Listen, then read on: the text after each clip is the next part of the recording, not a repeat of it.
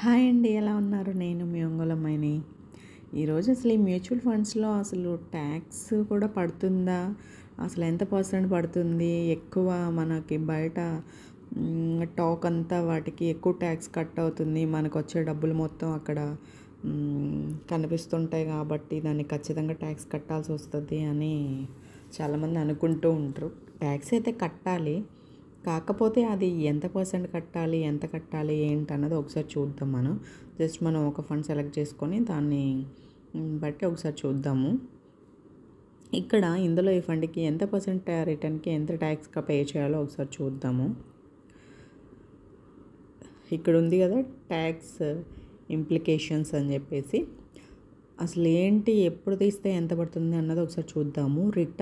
Returns are taxed at 15% if you redeemed before 1 year. 1 year లోపు కానీ నువ్వు redeem చేసావు అంటే 15% ట్యాక్స్ ఖచ్చితంగా పడుతుంది. అది కూడా ట్యాక్స్ ఎందులో పడుతుంది? నువ్వు పెట్టిన అమౌంట్లో కాదు, నీకు వచ్చిన రిటర్న్లో ట్యాక్స్ పడుతుంది.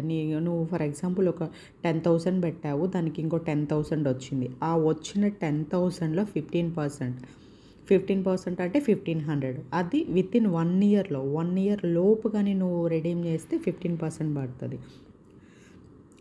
After 1 year you are required to pay LTCG tax of 10% on return of 1 lakh in 1 lakh plus in financial year.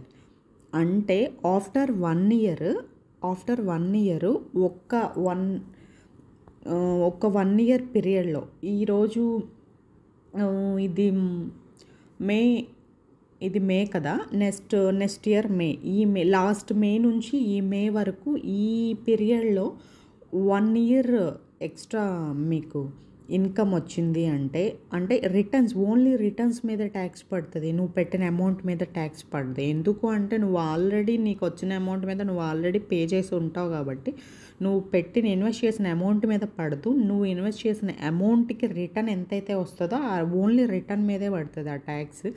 అది కూడా లాస్ట్ మే నుంచి ఇప్పుడు మే వరకు ఈ పీరియడ్లోనే నువ్వు 1 year వచ్చిన నీకు రిటర్న్లో 1 lakh కంటే ఎక్కువ రిటర్న్ నువ్వు రిడీమ్ చేస్తే నీకు ట్యాక్స్ పడుతుంది. దట్టు అది కూడా 10% పడుతుంది. అంటే మనం ఒక సంవత్సరంలో ఓన్లీ మనకు రిటర్న్ 1 lakh వరకు అంటే అది మనమేమి అంత రిటర్న్ రాదు. వచ్చినా కానీ దాన్ని మనమైతే ఒక్కసారిగా అట్లా ఒక ఫైనాన్షియల్ ఇయర్లోనే ఇంత అని చెప్పేసి రిడీమ్ చేయం కాబట్టి అది కూడా పెద్ద ఇదేం కాదు. ఫైనల్గా మనకి బల్క్లో మనకి ఎంత అమౌంట్ వచ్చింది, మనకి ఫైనల్గా ఒక 2 కోట్లు వచ్చింది అంటే 2 కోట్లలో ఒక లక్ష ట్యాక్స్ పోతే మనకేం పెద్ద అనిపించదు. ఆ 1,00,000 ట్యాక్స్ పోతుంది అని చెప్పేసి మనం ఇన్వెస్ట్ చేయకుండా 2 కోట్లు పోగొట్టుకోలేం కదా. చాలామంది ఏంటి అంటే వాటిలో ట్యాక్స్ కట్ అవుతాయి అది ఇది అని చాలా అనుకుంటారు. ఈవెన్ నేను కూడా దీంట్లోకి ఇన్వెస్ట్ చేయడానికి ముందు కూడా నాకు ఆలోచనే ఉండింది, దాంట్లో ఎక్కువ ట్యాక్స్ కట్ అవుతుందేమో ఏంటి అది ఇది అని చెప్పేసి. కాకపోతే ఎక్కడైనా కట్ అవుతుంది. కాకపోతే ఇక్కడ మనకి మంచి రిటర్న్స్ వచ్చాయనుకో, మనకి 10,000 రిటర్న్ వచ్చే 10,000లో మనం 100 రూపాయలు పోగొట్టుకోవడం పెద్ద మ్యాటర్ ఏం కదా. రిటర్న్ మీదే కదా మనం పోగొట్టుకుంటున్నాం, మనం ఇన్వెస్ట్ చేసిన అమౌంట్ పోగొట్టుకోవట్లేదు కదా. అందుకని చెప్పేసి ఇది వచ్చేసరికి ప్రతి దానికి సేమ్ ఇదే ఇంప్లికేషన్ అవుతుంది. ఇంకో ఫండ్ కూడా చూద్దాము. దానికి ఎట్లుందో.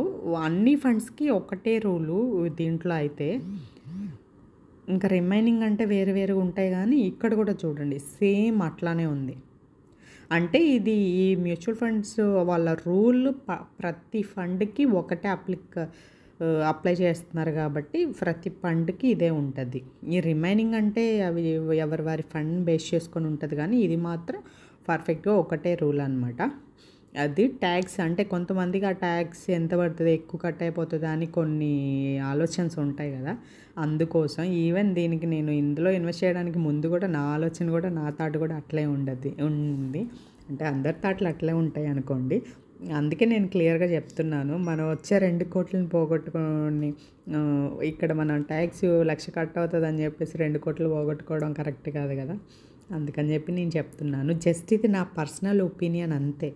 జస్ట్ నా పర్సనల్ ఒపీనియన్ నేను షేర్ చేస్తున్నాను. నా ఒపీనియన్ అది మీకు నచ్చితే మీరు ట్రై చేయండి. ఓకేనా? మీకు నచ్చిందా? నచ్చితే లైక్ చేయండి, షేర్ చేయండి, ఫైనల్గా సబ్స్క్రైబ్ చేయడం మాత్రం మర్చిపోకండి.